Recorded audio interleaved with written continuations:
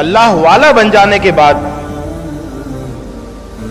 زندگی میں غیر معمولی تبدیلیاں آتی ہیں اور ایک انوکھا قسم کا انسان بن جاتا ہے، یونیک قسم کا انسان۔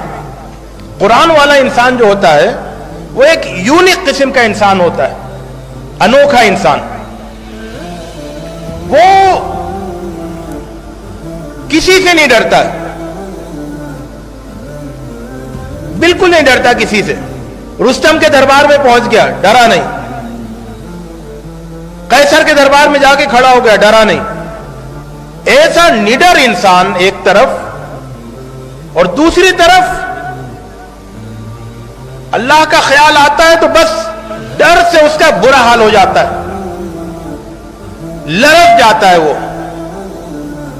اس کے رونگٹے کھڑے ہو جاتے ہیں۔ کیا انوکھا پن ہے!